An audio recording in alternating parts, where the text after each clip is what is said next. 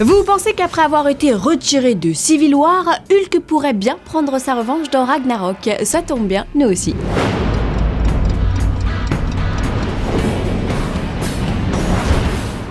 L'apocalypse, c'est pour bientôt. Le prochain X-Men débarque le 18 mai 2016 dans les salles, 7 mois donc avant de retrouver vos mutants préférés.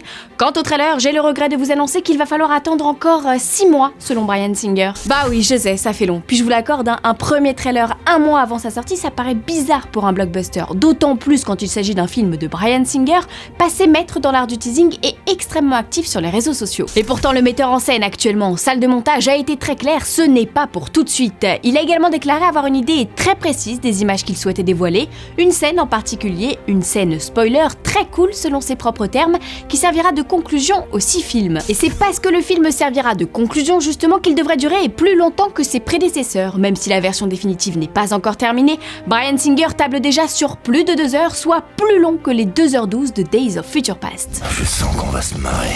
Plus de 2 heures donc à voir des jeunes mutants affronter un ennemi vieux de 5000 ans quand même, hein. Mais attendez, je vous lis le synopsis officiel. Depuis l'aube de la civilisation, il était vénéré comme un dieu. Apocalypse, le premier et le plus puissant mutant de l'univers Marvel X-Men, a amassé les pouvoirs de nombreux autres mutants, devenant ainsi immortel et invincible. Lorsqu'il se réveille après des milliers d'années, il est déçu par le monde tel qu'il le découvre et recrute une équipe de puissants mutants, dont un Magneto, Michael Fassbender, découragé. Bon, c'est trop long. Mais ce qui est cocasse dans l'histoire, c'est que ce synopsis a été dévoilé via un communiqué officiel annonçant un partenariat entre la Fox et Mars Chocolate nord-américain qui détient M&M's.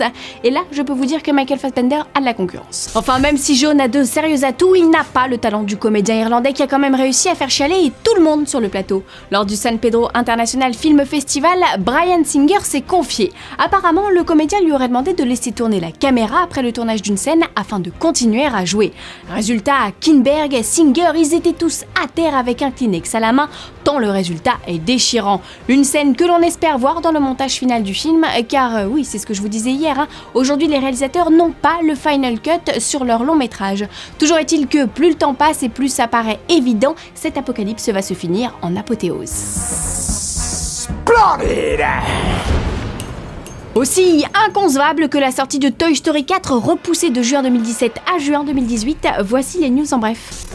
Mais oui, c'est bien le fouet d'Indy que vous venez d'entendre. Harrison Ford est de retour dans le costume de l'archéologue le temps d'un 5e volet. C'est en tout cas ce qu'a lâché Steven Spielberg en pleine promotion pour Le Pont des Espions. Spielberg a laissé entendre qu'il réaliserait le film maintes et maintes fois repoussé depuis quelques années. Et si cela venait à se confirmer, cela mettrait évidemment un terme aux rumeurs de reboot emmenées par Chris Pratt et dont on vous faisait état dans l'épisode 341. En espérant que le duo qui nous avait fait rêver dans les années 80 soit un peu plus inspiré qu'en 2008. Car il faut bien l'avouer, Indiana Jones et le royaume du crâne de cristal n'est pas le meilleur de la saga, loin de là. Il n'y aura pas une mais 2 versions des 8 salopards. Selon Quentin Tarantino, les spectateurs qui découvriront le film dans les salles le projetant en 70 mm auront droit à une version plus longue avec une introduction et un entracte selon le réalisateur. Cette version longue fera en tout 3 heures et 2 minutes. Quant à la version courte destinée au multiplex, elle fera 6 minutes de moins. Cutie espère ainsi inciter les spectateurs à aller voir le film dans son format d'origine. Les 2 versions seront disponibles dans les salles françaises, alors faites plaisir à Cutie et allez donc voir ces 8 salopards en 70 mm.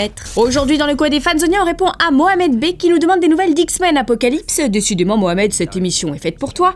Et Deadpool. Eh bien le réalisateur Tim Miller, que l'on avait peu voire pas entendu jusqu'à aujourd'hui, s'est laissé aller à quelques confidences au sujet du film. L'histoire, comme le laissait déjà supposer la BA, reviendra bien sur les origines du personnage et qui est véritablement Wade Wilson, quelles sont ses motivations. Et puis Miller s'est aussi amusé à comparer Deadpool à Batman. Je cite, dans le second, vous avez ce mec taciturne et stoïque qui parle en monosyllabes et en phrases courtes, ce n'est pas intéressant, alors que Deadpool ouvre la bouche tout le temps si bien que vous n'avez presque pas besoin de voir son visage parce qu'il vous dit ce qu'il ressent en permanence, a-t-il déclaré. Culotté, n'est-ce pas? Je ne pensais pas dire ça un jour, mais vivement le mois de février.